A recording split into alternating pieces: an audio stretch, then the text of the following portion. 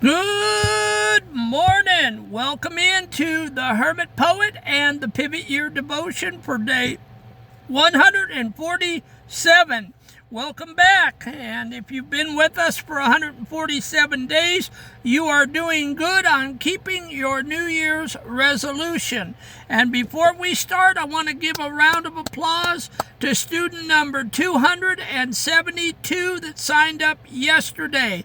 I want to give a shout out. I don't know their name, but thank you for making this Hermit Poets Day. We are at 272 students, and we are headed for 275. So hit that subscribe button and like button and make this Hermit Poets Day. All right, so we are going to read you a section of the day 147 of the Pivot Year Devotion by Brianna Wiest. I normally don't do this due to copyright infringement, but this is so good today that I just think you should hear this. Everything is yours for a time, and then it isn't. Everything is borrowed, and everything is temporary while you are here on this planet. Yet you approach your life as though you have forever to live it. You go about every day imagining that tomorrow, when things are less busy, the kids are a little older, you're through this one phase, and the problem at the tip of your mind has resolved itself, you will let yourself actually be present in the day you greet. The illusion is that you're always one step away from freedom. It's not one step further into the external, it's one step inward, one step closer to realizing that this is all there is and this is more than enough. Isn't that good? Oh, that is so good. That is so good. And so what I do is I take that devotion and then I turn it into a reframed poem in my own words. And this is the poem that I got from it. It's called The Borrowed Light. You're waiting for the storm to move along, to find the peace you're certain is ahead. You're waiting for the rhythm of the song, while silence is the language to be read. But everything you hold is lent to you, a temporary spark within the glass. The sky is not permanent, fixed blue, but shadows that are destined now to pass. The enough you seek is already true. And so today we are talking about the illusion of tomorrow, putting off today to tomorrow. Procrastination with your dreams, your goals, and your visions, and putting off till tomorrow, to a better time, your healing and your abuse and your school bullying and your sexual assault and your healing. All right, that's what we're talking about today. The illusion of tomorrow. There is no tomorrow. Get that in your head right now. There is no tomorrow. When you close your eyes at night and you get in that bed, that is the end, possibly, of your life. I know it's cliche. I know it's passé. I know it's overwrought. I know it's over the top hyperbole, but it's true. If your heart stops for 1 second in that bed, your eyes don't open in the morning, and you're done. You've cashed in your bingo card, and you're leaving. No more. So all we don't have yesterday. It's gone. We don't have tomorrow because it isn't here. We have this 24-hour period to take care of business and to do what we need to do for ourselves every day. We live our lives like we sign a lease on eternity, but the truth is we are just renting space. Every single thing you lay your eyes on today, the truck in your driveway, the car in your driveway, the roof over your head, the job you punch into, even the air filling your lungs right now, is borrowed. It has an expiration date. It is yours for a brief, fleeting moment, and then it isn't. Yet we walk around this earth acting like we have forever in our back pockets. We procrastinate. Tomorrow. I'll do it tomorrow. I'll heal tomorrow. I'll deal with my trauma tomorrow. I'll deal with my abuse tomorrow. We fall into a dangerous trap, the illusion of the next phase. We tell ourselves a lie every morning. We say, once things settle down at work, then I'll breathe. Once the kids get a little older, then I'll be present. Once this current storm settles down at work, then I'll breathe. Once the kids get a little older, then I'll be present. Once this current storm passes and this headache of a problem is solved, then I'll actually start living. We treat our lives like a waiting room, always looking at the door, waiting for tomorrow to call our name. But it never happens. It never happens, does it? We just keep sitting there waiting.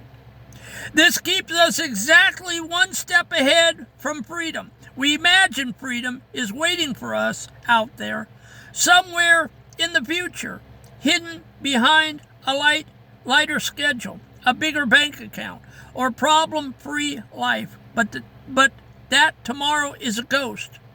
It doesn't exist. When tomorrow finally gets here, it just brings a fresh batch of distractions, a new set of bills, another problem at the tip of your mind to fixate on. And I'm as bad as you guys. I keep saying tomorrow I'm going to have my 2 books of poetry, my 600 poems in publication. Tomorrow I'm going to be on a speaking tour talking to schools and churches about pain and trauma and abuse. I'm going to do stand-up poetry slams. I'm going to move to Vietnam when I'm 70. That's what I've said, because it's cheaper. I can live like a king over there for next to nothing, as opposed to here in the United States. But in my mind, I keep saying tomorrow, tomorrow, tomorrow. But there is no guarantee there will be a tomorrow. I'm 60. I'll be 61 this year on a congestive heart and AFib diet. I'm 18 years past my due date. There is no guarantee that I'll ever see Vietnam. There's no guarantee that I'll ever have the Hermit Poet t-shirts and coffee mugs. And there's no guarantee I'm at 5,062 people on TikTok. But there's no guarantee I'll ever see 10,000, 50,000, 100,000. I'm a micro-influencer is what they call me. I have 15,000 people across 5 platforms. There's no guarantee that I'll ever blow up and be any more than I am right now talking to you in this van, and that's okay. So we have to be busy doing what we're doing today. Today, put your hand to the plow and your foot to the floor and start doing what needs to be done. Freedom isn't found by taking one more step forward into the world, chasing a finish line that keeps moving.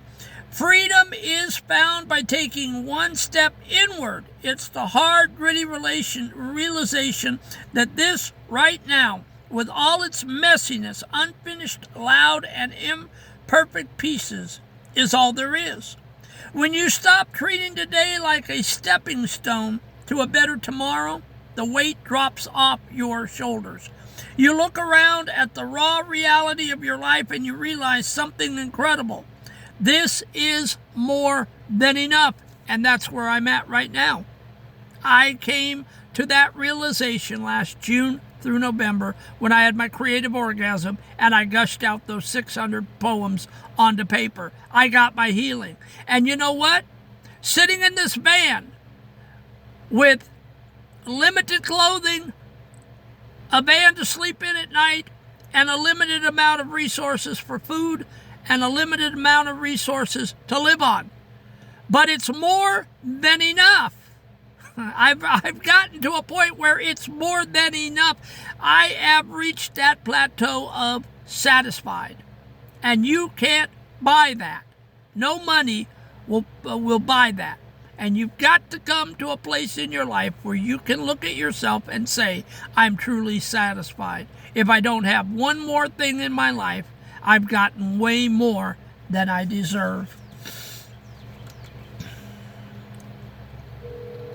The application. The application. Stop waiting for the perfect conditions to show up for your life.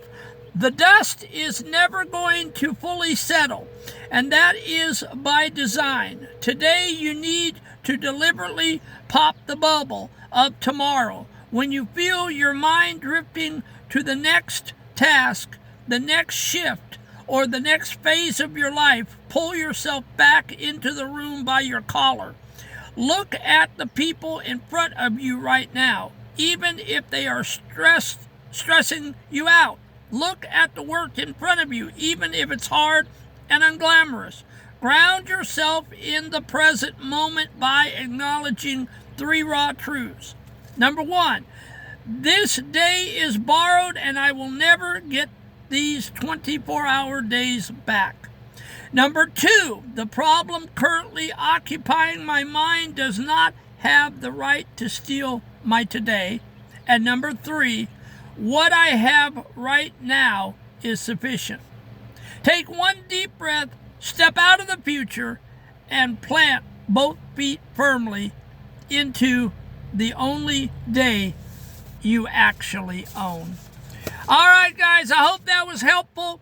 And that was the day's devotion. The borrowed light. We don't have tomorrow. We got to be active today. Healing. Heal yourself. Get to healing. Get up off that floor. Stop triggering. Stop letting people pat you on the head and cry with you and tell you it's okay. Stop sweating and stop nightmaring. Okay? That only goes so far, folks. Okay? If that's all you're going to do, you're going to die in that position. Is that how you want to go out? The Hermit Poet was going to go out like that last June. I was going to go out in all of my grief and sorrow and trauma and my muckety muck. And I got my miracle, I got my poetry, and I, for all intents and purposes, believe I'm healed up. I've not had one lousy day since last June. And so I give God all the glory and all the praise for dropping that poem. I wish it would rain down in my lap that hot, muggy June day. If he had not done that, I would not be up here today teaching these devotions and trying to help you with your pain and sorrow. So come on, guys. This is day 147. It's time to do the pivot. We are halfway through this year. I'm holding your hand. I'm your accountability partner. I love you and I'm praying for you. But I have to be firm with you too, because it's only fair to you. I can't keep coddling and babying and bottle feeding you. You've got to start healing. This is what it's all about. This is what the 14-minute days are about with these devotions. It's healing. It's pushing our trauma down the road. Tomorrow we are going to be talking about day 148, the threshold of light. All right, guys, again, let's give a round of applause. We have 272 people in the classroom, and the Hermit Poet is so grateful for that, and I can't wait to see 275. So please, if you see any value in this, if you're getting anything from this teaching, please pass it on to someone that's traumatized. Spread the word. Be my missionaries that there is somebody raw and unfiltered that is speaking truth to you and speaking it into your life. And please hit that subscribe and like button. We are trying to grow this community on YouTube. Go to the Hermit Poet page and click subscribe and like, and I'll catch you tomorrow for day 148. Show up, show out, and let the world know you are here. Have a great day.